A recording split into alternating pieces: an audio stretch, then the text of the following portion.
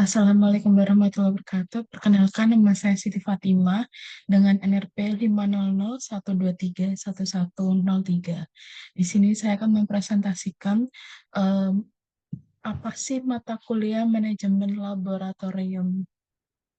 Eh, jadi, sebentar. Oke, manajemen laboratorium.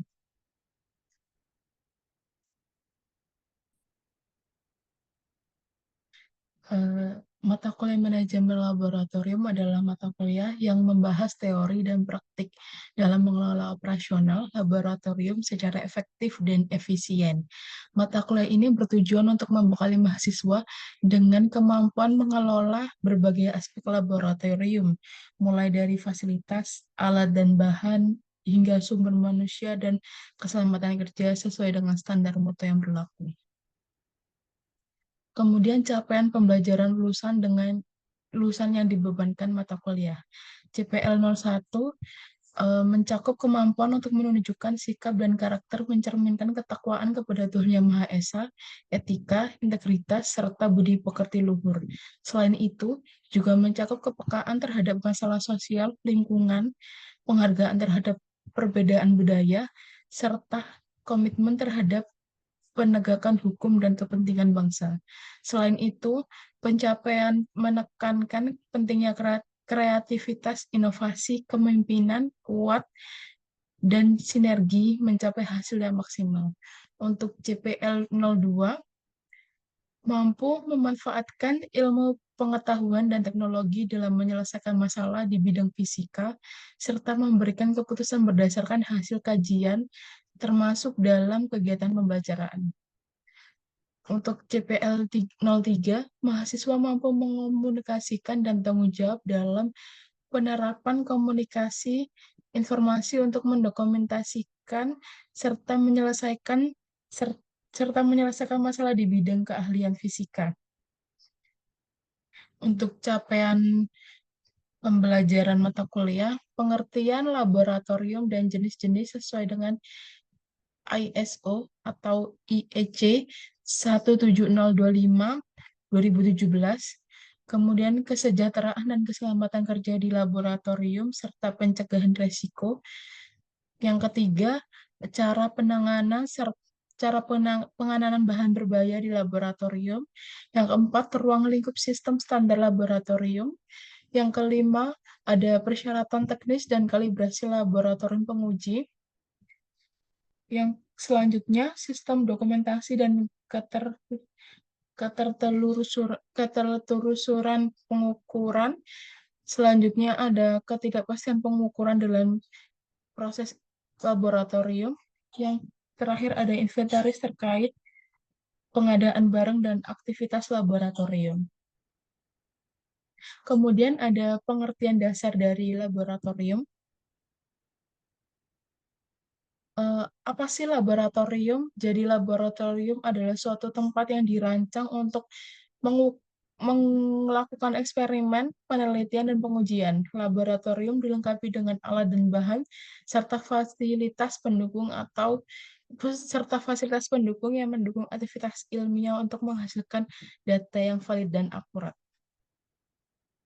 Kemudian ada fungsi dari laboratorium. Yang pertama ada tempat untuk melakukan eksperimen ilmiah. Kedua ada mendukung proses pembelajaran dan pelatihan. Yang ketiga ada sarana untuk penelitian dan pengembangan R dan D. Yang keempat ada pengujian kualitas bahan dan produk. Yang terakhir ada pengujian data ilmiah dan dokumentasi hasil penelitian. Kemudian ada jenis-jenis laboratorium. Yang pertama ada laboratorium fisik pendidikan, mendukung praktikum pembelajaran teori contoh laboratorium kimia, fisika, dan biologi. Kemudian ada laboratorium penelitian, fokus pada riset dan inovasi, contohnya laboratorium farmasi, teknologi, dan ekologi. Kemudian ada laboratorium medis, diagnosa kesehatan melalui analisis sampel, contohnya ada hematologi, mikrobiologi, dan patologi. Kemudian yang keempat ada laboratorium industri, pengendalian kualitas bahan dan produk, contohnya pengujian makanan, tekstil, bahan, dan bangunan. Kemudian yang kelima ada laboratorium forensik, analisis bukti kriminal, contoh laboratorium DNA, beli, baliot, baliotik, tekstilogi. Kemudian yang keenam ada laboratorium lingkungan. Yang ketujuh ada laboratorium komputer, mendukung penelitian dan pembelajaran IT. Kemudian yang ke-8 ada laboratorium keamanan pangan, menjamin kualitas dan keamanan makanan. Yang ke-9 ada laboratorium astronomi dan fisika, studi di luar angkasa dan fenomena alam. Selanjutnya ada keselamatan kerja di laboratorium. Keselamatan kerja sendiri didefinisikan sebagai proses menjaga kesehatan, keamanan, dan keselamatan dalam lingkungan laboratorium. Tujuannya yaitu mencegah kecelakaan kerja, melindungi diri dan lingkungan sekitar dari potensi bahaya, memastikan kelancaran aktivitas penelitian atau praktikum. Yang selanjutnya ada potensi bahaya. Yang pertama ada bahan kimia berbahaya seperti asam, basa, pelarut, organik, dan lain-lain. Yang kedua ada peralatan laboratorium seperti alat tajam, kaca, dan listrik. Yang ketiga ada limbah laboratorium seperti limbah kimia, biologi, dan radioaktif. Yang keempat ada kesalahan manusia, ketidaktahuan atau kelalaian dalam prosedur. Selanjutnya ada prinsip prinsip keselamatan kerja dan peralatan. Oke, yang pertama ada prinsip. Kita harus mengenali risiko dengan cara identifikasi bahan dan alat berbahaya, kemudian ikuti SOP, bekerja sesuai prosedur standar, kemudian yang ketiga ada menggunakan APD, wajib menggunakan jas lab, kacamata, sarung tangan, dan masker. Kemudian yang keempat ada kelola limbah, pisahkan dan buang limbah yang aman. Kemudian yang kelima ada siaga darurat, ketahui lokasi alat darurat dan prosedur evakuasi. Yang keenam ada jaga kebersihan, hindari makanan atau minuman dan kebersihan area kerja. Kemudian keselamatan Kemudian ada alat keselamatan kerja di laboratorium. Yang pertama ada APD, seperti jas lab, sarung tangan, kacamata, dan masker.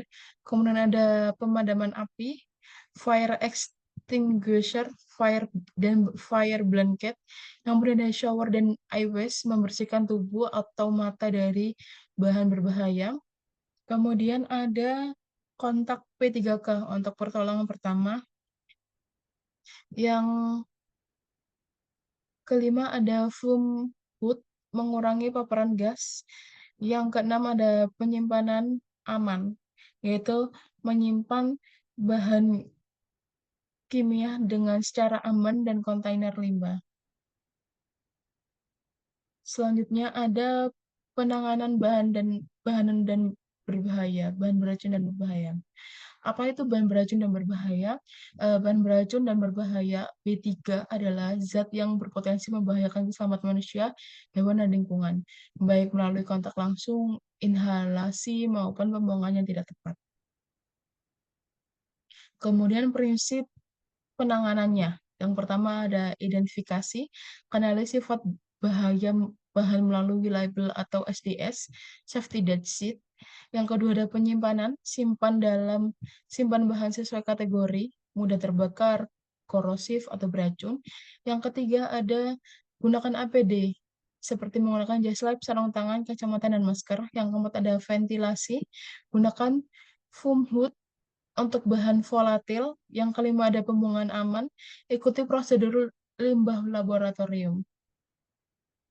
Selanjutnya ada langkah darurat. Yang pertama harus dilakukan adalah jika kebocoran atau tumpahan berisikan dengan bahan penyerap, kemudian ada paparan tubuh, bilas area dengan air sekitar 15 menit, inhalasi, bawa korban ke tempat dengan udara segar, kemudian yang terakhir ada konsultasi medis, cari bantuan dengan segera.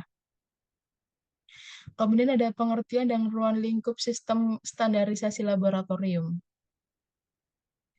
Eh, Pengertiannya yaitu Sistem standarisasi laboratorium adalah penerapan prosedur aturan dan standar yang bertujuan untuk memastikan kualitas, akurasi, keamanan, dan efisiensi kerja di laboratorium. Tujuan standarisasi yaitu memastikan hasil pengujian yang akurat dan konsisten, kemudian meningkatkan efisiensi operasional laboratorium, menjamin keamanan pengguna dan lingkungan, dan yang terakhir adalah mendukung akreditasi laboratorium. Ruang lingkup standarisasi laboratorium. Yang pertama ada standar peralatan, pemeliharaan, kalibrasi, dan pengujian alat. Yang kedua ada standar prosedur seperti pengambilan sampel dan analisis data. Yang ketiga ada pengelolaan bahan, penyimpanan, penanganan, dan pembuangan bahan kimia. Yang keempat ada keamanan, menggunakan APD, sistem ventilasi, dan pelatihan keselamatan. Yang terakhir ada dokumentasi, seperti catat hasil kerja, pemilihan alat, dan pelaporan. Manfaat dari standarisasi yaitu yang pertama ada menjamin kualitas hasil uji yang dapat dipercaya, yang kedua meningkatkan reputasi laboratorium, yang ketiga ada meminimalkan risiko kecelakaan, dan yang terakhir adalah mempermudah proses akreditasi dan sertifikasi. Yang selanjutnya ada persyaratan teknis dan persyaratan mutu laboratorium, pengujian, dan kalibrasi. Pengertiannya yaitu persyaratan teknis dan mutu mencakup standar operasional, teknis, dan manajemen yang harus dipenuhi oleh laboratorium untuk memastikan hasil pengujian dan kalibrasi yang akurat, andal, dan dapat dipercaya. Kemudian tujuan dari persyaratan yaitu menjamin akurasi dan validitas hasil pengujian. Kemudian ada meningkatkan kepercayaan pelanggan. Yang ketiga ada mendukung proses akreditasi laboratorium. Dan yang terakhir ada memastikan keselamatan kerja dan lingkungan. Kemudian ada persyaratan teknis laboratorium. Yang pertama ada personal, tenaga ahli, kompeten, dan terlatih. Kemudian ada fasilitas dan lingkungan, kondisi ruangan sesuai dengan standar. Yang ketiga ada peralatan, kalibrasi, dan pemeliharaan alat secara berkala. Kemudian yang keempat ada metode pengujian dan kalibrasi dengan validasi. Yang kelima ada sampel, penanganan, penyimpanan, dan pengelolaan sampel yang tepat. Kemudian ada persyaratan massa laboratorium. Yang pertama ada sistem manajemen mutu memenuhi standar seperti ISO 17025, dokumentasi seperti prosedur, catatan hasil, dan pelaporan yang terstruktur. Yang ketiga ada validasi metode dan hasil pengujian. Yang keempat ada audit internal, evaluasi berkala untuk memastikan kepatuhan. Yang kelima ada peningkatan berkelanjutan, evaluasi, dan perbaikan hasil kerja. Selanjutnya ada manfaat memenuhi persyaratan. Yang pertama ada menjamin kualitas dan keandalan hasil uji. Yang kedua ada memperoleh kepercayaan pelanggan dan akreditasi. Yang ketiga ada mengurangi risiko kesalahan. Yang keempat ada mendukung keselamatan dan perlindungan lingkungan. Persyaratan teknis dan persyaratan mutu laboratorium, pengujian, dan kalibrasi. Sistem dokumentasi adalah metode untuk mencatat, menyimpan, dan mengelola informasi terkait proses dan hasil pengujian laboratorium agar dapat digunakan kembali dan ditelusuri. Kemudian ada ketelurusan pengukuran adalah kemampuan untuk melacak hasil pengukuran ke standar referensi yang dapat diterima secara internasional melalui rantai kalibrasi yang terdokumentasi. Kemudian ada ketidakpastian pengukuran. Pengertiannya yaitu ketidakpastian pengukuran adalah parameter yang menggambarkan keraguan dalam hasil pengukuran, menunjukkan seberapa jauh nilai hasil dapat menyimpang dari nilai sebenarnya. Kemudian ada pentingnya ketidakpastian. Yang pertama ada memberikan kepercayaan pada hasil pengukuran, yang kedua adalah menjamin validitas pengujian dalam keputusan teknis, yang ketiga adalah membantu laboratorium memenuhi standar seperti ISO 17025, yang terakhir adalah menunjukkan kualitas proses pengukuran. Kemudian ada persyaratan teknis laboratorium, yang pertama personal, yang kedua ada fasilitas dan lingkungan, yang ketiga ada peralatan, yang keempat ada metode, dan yang kelima ada sampel.